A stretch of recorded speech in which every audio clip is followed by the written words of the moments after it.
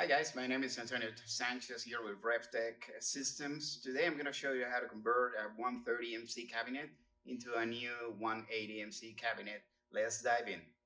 So before we dive in completely into converting a 130 cabinet into a 180 cabinet, we basically, in a nutshell, are going to just swap the batteries. That's optional, but in this video, we're going to be removing this front part and swapping the batteries. Then we're going to do undo all these connectors, and we're going to swap the whole can that is right here for a new one. And we're going to be replacing or swapping this power supply here for a newer one that has different look. And then last but not least, we're going to swap this last board here on the right of the cabinet. So batteries, the whole digitizer, power supply, and last, we're going to swap that board. Hi guys, so in order to do this 130 MC to 180 MC conversion, these are the tools and the materials required. We're gonna need a flathead and a Phillips screwdriver. We're gonna need a Allen set kit. We're gonna need some labels for the wiring. We're gonna need some cable ties and cutters, small precision screwdriver. We're also gonna need a camera or mobile device for documentation, a multimeter, and the 130 upgrade kit that you guys are gonna be receiving. Hey guys, so in the production of this video, we're gonna be following documentation that is available in manuals.revtech.com, or you can actually email support@revtech.com to get a copy. The manual is called 180 MC Conversion Guide, and it has a step-by-step procedure on how to do this. Always, as usual, you can call us, you can email us, and we'll be there to help as well. So, following the procedure on the 180 MC conversion guide, one of the things that we really would like to emphasize is document and document and document. So, we're going to see how the system is set up right now. That's going to tell us how power is coming and how the GPS is set up. That's very important, whether it has a GPS extender or not. And for that, we're going to start with the 590 board on the top right of the cabinet.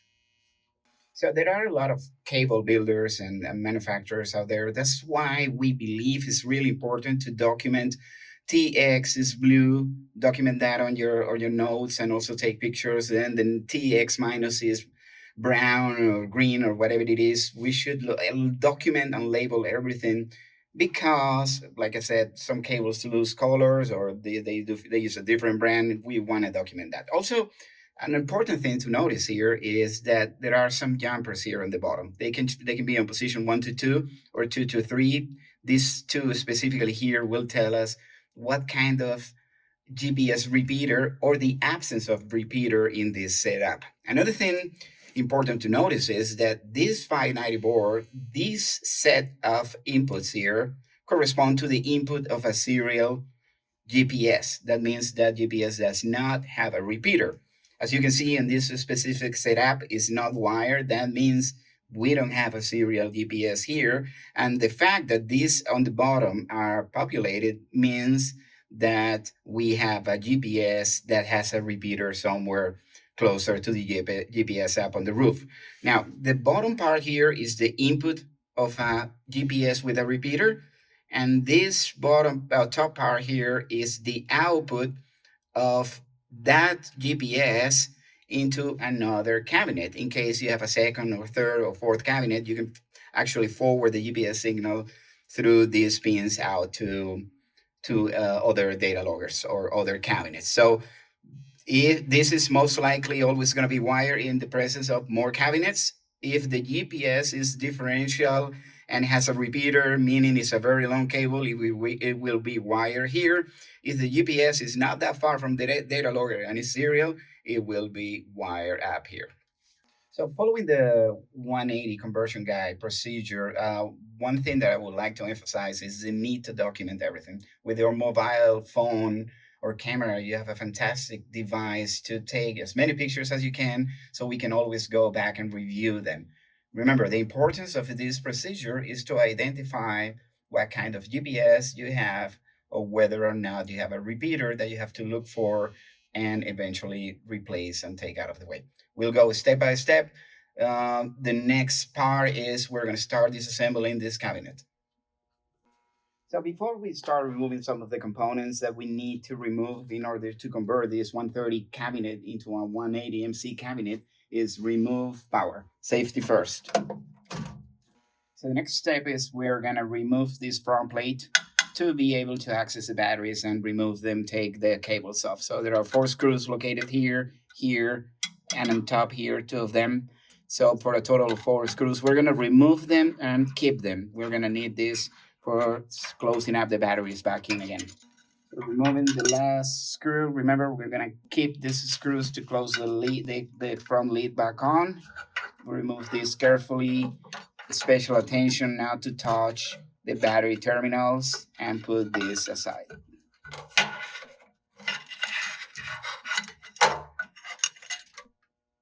So in your installations, you're going to have a total of 4 batteries. For this specific example, we only have one connected. As you can see on the left, we have the blacks, which is the grounds, and then on the right, we have the reds, which is the live positive 12 volts. So we're going to have a total of 4 batteries, and we're going to start undoing them. These batteries are connected to the power supply. Most of the reds are going to be up here, and the other blacks are going to be down here.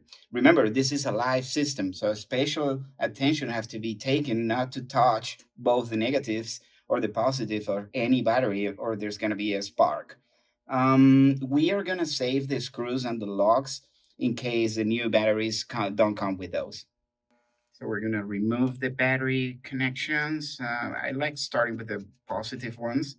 And remember, we're going to save the locks and the screws for the next set of batteries in case they don't come with them. Once the positive is taken off, and because this power supply is off, there should not be any problem touching these terminal locks. But of course, these 2 terminals here are live. We should not be touching them together. We're gonna set this battery aside for proper disposal of the batteries and install the new ones. You have to repeat this process for 4 times for the 4 batteries that you have.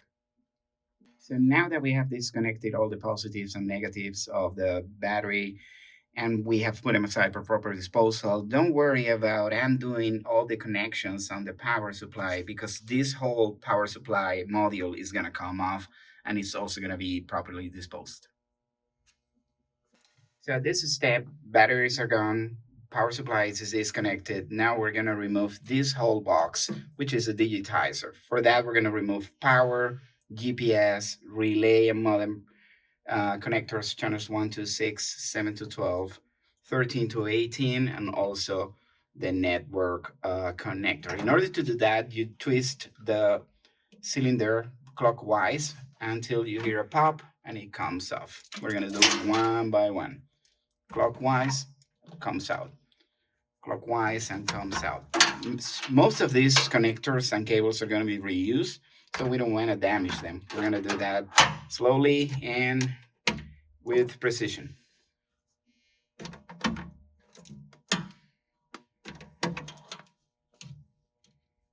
So we have removed all the connectors. You can see the faceplate has nothing connected.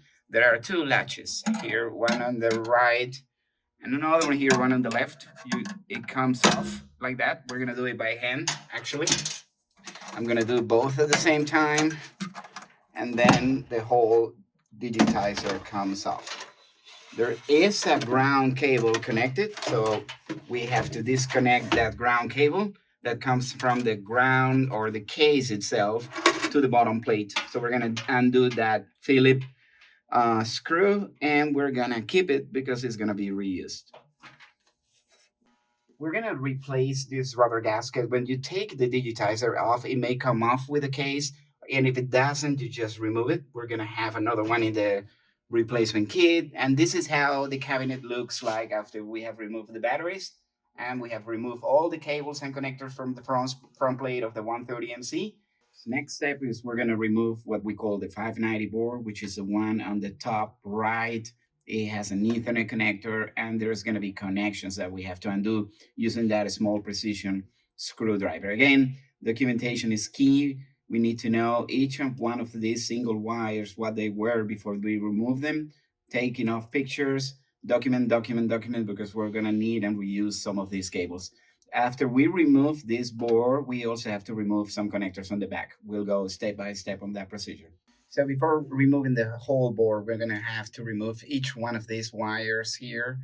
And for that, we're gonna use a high precision screwdriver. Coming here on the right, we're gonna then do these screws counterclockwise until it comes off, and then you can pull the cable out. You're gonna repeat that for all the wires until we have removed everything.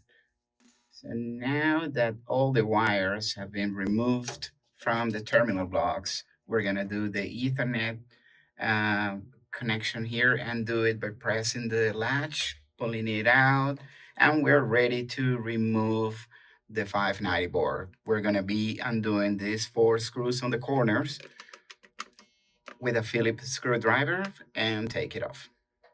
So we're gonna take this 590 board out. We're gonna do it by undoing these 4 screws at each corner of the board. Once you remove this screw, the whole board comes off. Special attention have to be taken care of because there are some connectors on the back. As you can also see, there are 2 white connectors with black and red wires.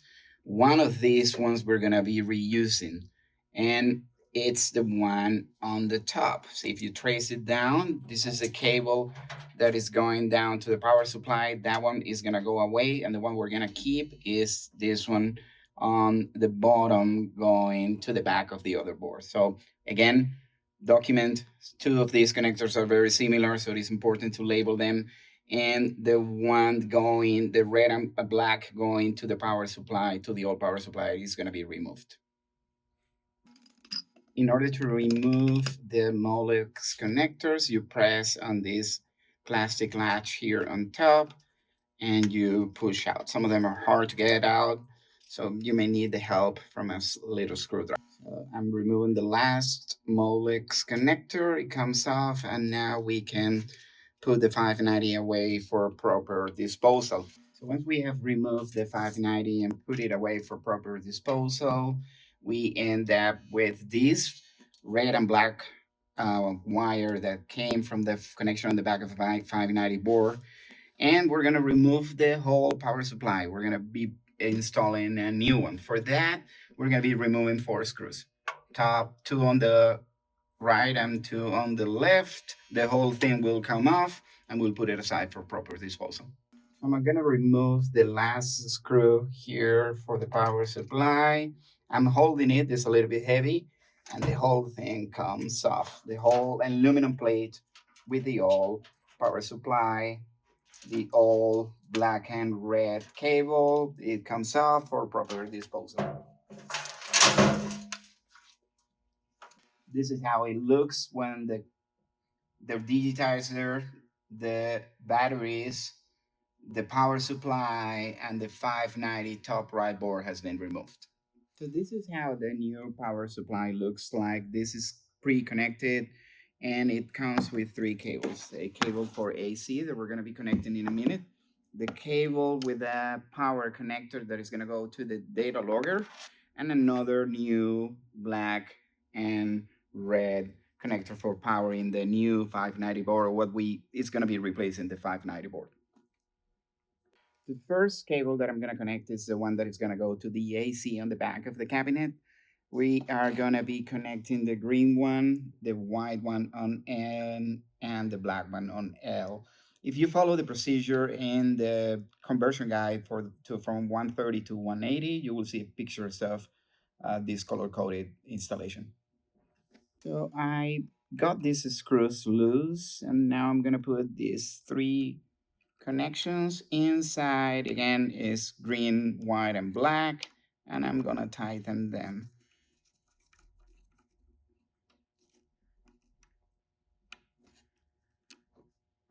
So once you have finished connecting the AC cable into the bottom of the power supply, make sure it's tightened, that it's not loose. This is your main input power to the whole power supply system. And next, what we're going to be installing is the cable that has the Amphenol connector that is going to power the new 180. For that, we're gonna be connecting these wires on the very first connector on the left. You're gonna be reading 130, 180 power.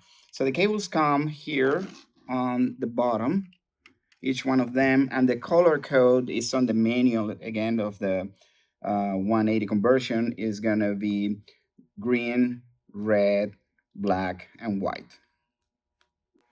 So we're going to be connecting the red and black cable that is going to power the new board, and that's going to be red, red, black, and black.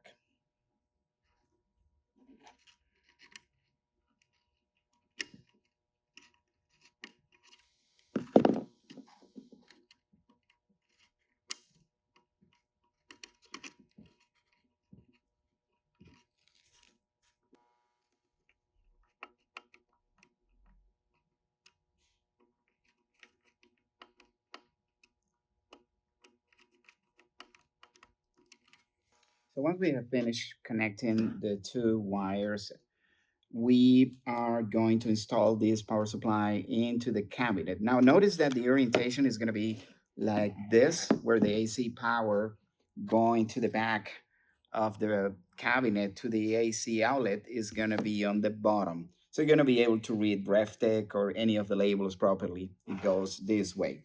Also in the installation kit, you're going to get new screws for the power supply. They're shorter than the ones that we took off before, and it comes with a kit. So I'm going to install the power supply. So we have installed the power supply. We installed all the cables, including the one that goes to AC. And now we're going to be installing the new PCB board on the top right. For that, we're going to be actually connecting these cables on the back. Remember, this comes in the new kit and it's part of the new installation of the power supply. And this is the cable that we on purpose left hanging because this is the one that is going to power all the boards to the left of this new PCB board. So we kept this little cable and we installed the new power supply. Now we're going to be installing the new PCB board on the top right. For that, what we normally encourage people to do is put the cables through the hole on where the PCB board is going to sit on, and then we're going to do the same with the cables that come on the miscellaneous items. So if you open that app, we're going to have two cables. One is going to be our new GPS cable, and the other one is going to be our new Ethernet cable. So this is going to be easier than before because they are different and they only have one position on the back of the new PCB board. So I'm gonna put the two Molex connectors that we found in the miscellaneous box for cables through the hole as well, and we are getting ready to install the new PCB board. So the cable that is coming from the power supply from the bottom is actually gonna go on the top Y connector. The other red and black cable that is gonna go to the next board is gonna be connected on the bottom. And as you can notice, this Molex connector here is bigger than this one, so there is only one way that this will fit in.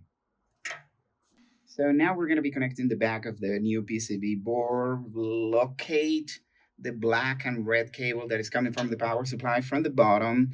And this connector is going to go on the top white connector that is actually labeled power in. So the red and black cable coming from the power supply is going to be connected on the power in like this.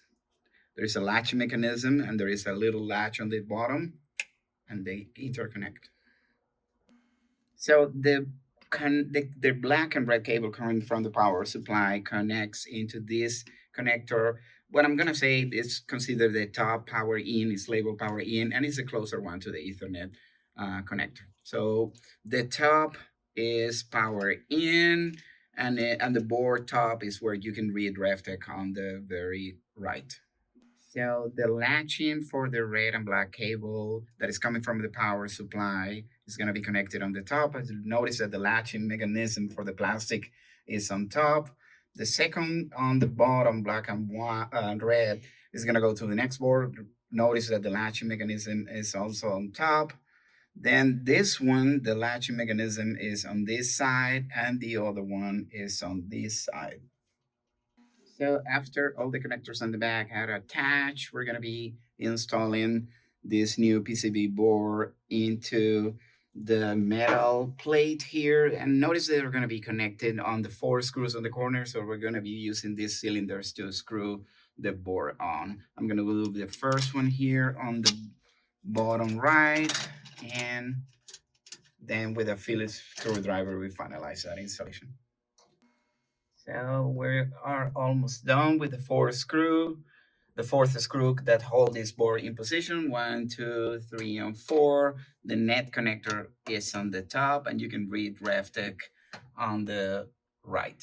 So now that we have installed the new PCB board, this is where the documentation is gonna pay off. We're gonna have to revert back to the pictures that we took before we remove the cables and the wires from the previous install. And there are a few things that we have to take into consideration. This board handles the GPS, the relays, and also the power to the modem. So we are going to have to identify whether my previous installation was a RS-232 or short cable run to the GPS, or if it was a long run with a repeater. So in case it was an RS-232, we're going to be able to document whatever wires we connect to the input of the GPS connection, just in order to match those wires and the color code when we splice the GPS or GNSS on top. If your previous connection was a differential connection, meaning the GPS had a repeater, then you can refer to your pictures and just connect the wires in the same order and color code as they were before. So again, in order to emphasize what I just said is, if you had a GPS installation with a repeater before, you can use the same color code referring to your pictures and do pin by pin on the input of the GNSS or GPS. If you had a serial GPS installation before, meaning you didn't have a repeater, then you are going to have to select your own color code, because we're going to need it when we splice the GNSS antenna up on the roof. So this is the board that we uninstalled when we were following the procedure. If your wires for the GPS were on this end, that means the GPS was a serial connection, meaning there is no repeater between the cabinet and the GPS. If your wires for the GPS were wired here on the bottom with what it says 485, that means it's a differential connection and there is a repeater in between. So if the wires were connected on the RS-232, you just pick your own color code, and we're gonna match that color code when we splice the GPS on top. If your connection was 485, you can follow the same color code that you have on the pictures. So regardless of where the GPS was wired on this old board, in this new board, it's going to be wired here on the bottom. This is the input for the GPS or GNSS, and this is the output to the other cabinets or repeaters that you want to put. You can wire them with this connector here connected, or you can pull it out, wire the cables, and then plug it back in. So all these connectors are pulled out. This connector over here is going to be for the modem, and this connector here is going to be for the trigger in external trigger. The jumpers on the bottom, the first one means if your wire 1, 2 is for 12 volts out to the GPS. If your jumper here on 2 and 3, that means 24 volts out to the GPS for a longer run, and you just mimic or do the same here on both jumpers. So in the previous pictures I took documenting everything before I took this board off, I noticed that my GPS or GNSS was connected here on the bottom. That means it's 485. That means there is a repeater in between. So I went ahead and wire the bottom input here connectors. It's pretty easy to do on board, or you can take the connector off and do it away from the board, whatever is easier for you. And then when we go up there to splice the GPS, we're going to follow the same color code. Now, to recap, this previous installation, the GPS was connected on the bottom of the connectors. That means it was differential GPS or connection, that means I am going to have to go up and find a repeater that we also are going to be taking off. So we just finished wiring the GNSS input or the GPS input. If you're unsure on how to do any of this wiring, or you have any questions, you can always refer back to the 180 conversion guide PDF document that we're providing, or you can email us at support@revtech.com. So next step in the procedure is we're going to install the recorder. In the accessories, we get a new gasket or a new O-ring. They're going to be replacing the old one. As you can see, the new recorders are black. They have a screen. They're slightly different, but has the same connectors on. And we have to remember that we have to do the ground strap first. Put it on the base plate like we had it before, and we're going to be reusing the screw that we took off previously. So I find it easier before mounting the data logger to just set up the gasket or the O-ring on the base plate. Stays there nicely. Next step I'm going to do is reuse the Phillips screw that I had before and set my ground strap here. It's long enough for you to do that. And then next step is mount the recorder onto the base plate, and we're gonna latch it or lock it with these two handles. So with the O-ring in place, I just set up my unit, and using the two handles, I latch it.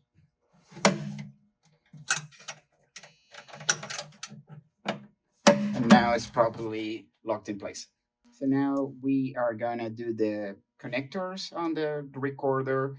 For the channels, we didn't remove them from the back of the board, so these are the ones that are staying there or stay there from the very beginning. They're color coded, so you can see it has red, blue, and white, and there is an O-ring at each connector for the color code. So to connect is clockwise, to disconnect is counterclockwise. They have a little notch here that is the top that's thicker than the other ones, and that's how you recognize where they're going.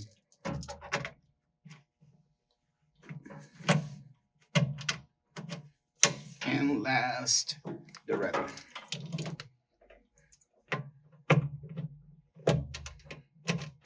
Clockwise to lock, counterclockwise to unlock. So I just did all the 3 channel connectors. I'm gonna go ahead and install or connect power, Ethernet, and the GPS. You can sit it on place and twist it around from the back end of the connector until it sits in place. You're gonna feel it. Or a little trick is to find the big notch on every connector. There's a bigger one than the other ones that goes on top, and it fits in there, and then it locks properly. Let me show you like this one. I found it clockwise, it's locked. So I'm gonna go do the Ethernet, the net. It's the only one way it can go in, and it's in clockwise. Now the GNSS, just put it on the connector, find the little notch, goes in clockwise until you feel it locking. So notice that all the connectors are in place. Serial, we're not gonna be connecting anything to serial. That's another port to command and control and talk to the unit that we're not gonna be using for now. So next is to install the batteries back in. We are going to get a new set of batteries that are not included in the installation kit. They're going to be provided separately. In the installation kit, you're going to get 4 new battery cables. I have 3 here and 1 already installed. So all the positives of the batteries are going to be connected here. If you look on the bottom, it actually says BAT POS for positive, and all the black wires are going to be connected on the right connector, and it's going to say battery negative on the bottom. So all the blacks, the 4 blacks are going to be here on the right. All the red ones or the positives are going to be this one on the left. Now, we have to be very careful when installing this. You want to do it either way. You're going to start from this end and then connect the batteries, or you can connect the batteries first and go to this end. But you have to remember, these are live battery, positive and negative, and should not be touched together. So like, special care have to be taken for these 2 and all the other ones not to touch together, otherwise there's going to be a short circuit. So I'm connecting the first battery in. Positive is on the right, negative is on the left. Once again, all the positives are going to go in this terminal block. All the negatives and the blacks are going to go in this terminal block. So since this is first battery, you slide it in the cabinet and put it all the way back, getting ready for the other 3 batteries. So you're going to repeat that process for the next three batteries connected to the board. And then after that, we're gonna lock with the faceplate. I'll show you that in a minute.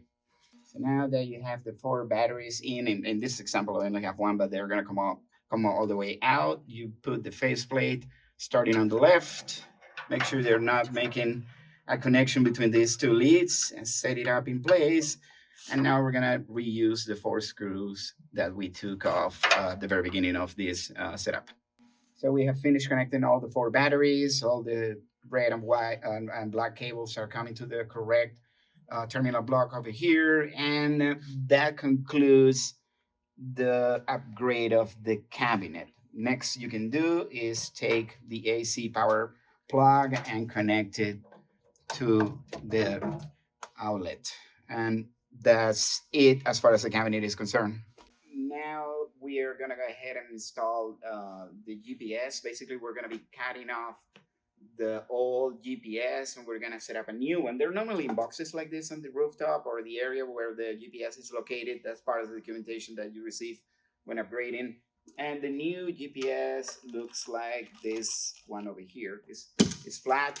The white surface has to go on the top. The black surface has a connector and goes on the bottom. You can leave it hanging in the white box. Nothing is going to happen. The cable will hold it in place. Or if you have a means to set it up and glue it on or screw it to the box, or if there is something already in place from the previous installation, do it that way. Again, we're going to be reusing the boxes, the box or the GPS on top.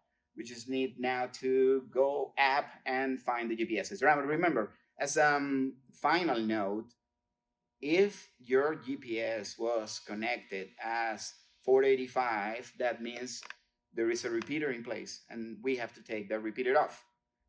So now that we have finished upgrading the cabinet, we're gonna go up to where the GPS box is.